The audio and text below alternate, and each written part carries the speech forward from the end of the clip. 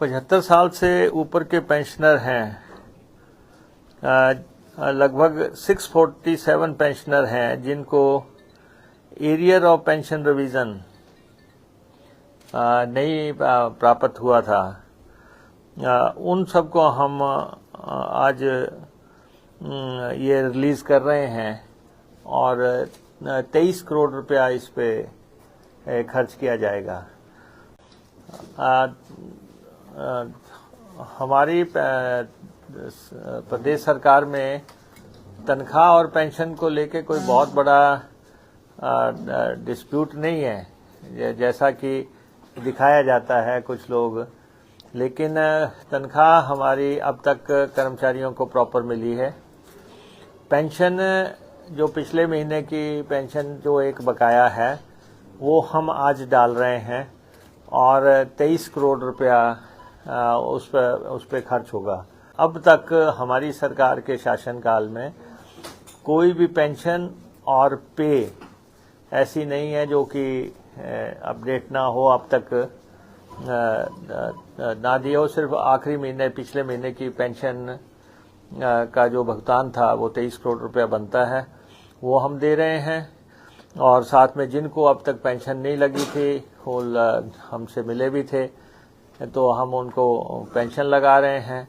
और 75 साल से ऊपर वाले जो सरकार ने लागू कर दी थी हम यहाँ पे लागू कर रहे हैं।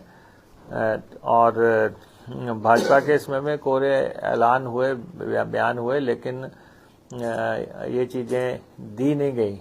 और बहुत ही जल्दी हम डेथ ग्रेजुटी जो है उसको हम 2024 तक की क्लियरेंस बहुत जल्दी कर देंगे। हम कोशिश रहेगी हमारी कि हम इसी महीने कर दें। तो उस पे भी लगभग 33 करोड़ रुपया खर्च होगा। 420 लोगों का ये मामला है पेंशनर्स का। और लीव एनकैशमेंट का भी एक मसला है और 490 लोगों का ये मसला है और इसमें भी लगभग 33 करोड़ रुपए की रिक्वायरमेंट है। ये भी हमारा प्रयास है कि हम इसी महीने ये 33 करोड़ भी जारी कर देंगे।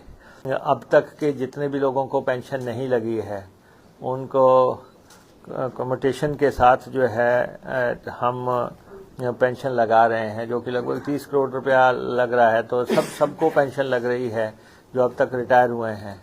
दूसरा जो 75 साल के ऊपर का एरियर्स थे उनके वो हम सब क्लियर कर रहे हैं तो 23 करोड़ उस पर लग रहा है। फिर आज दिन तक की जो पेंशन है पिछले महीने तक की वो हम क्लियर कर रहे हैं, 23 करोड़ रुपया है।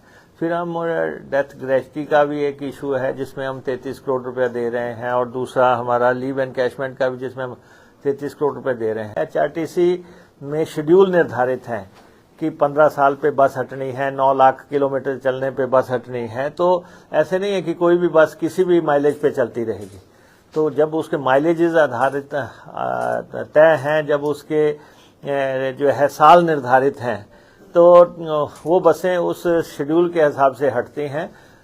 पब्लिक के में कुछ लोग धारणाएं फैलाएं अलग बात है, लेकिन एचआरटीसी में कोई बस निर्धारित मानक से ज्यादा नहीं चलाई जा सकती। विपक्ष तो जो भी कहे, विपक्ष ने 10,000 11,000 करोड़ रुपए के लोगों को दिए नहीं अपने टाइम के, उनकी बात का आप मेरे से क्या जवाब मांगते हैं जिन्होंने 11,000 करोड़ रुपए का एरियर खड़ा कर दिया और दिया नहीं कर्मचारियों को।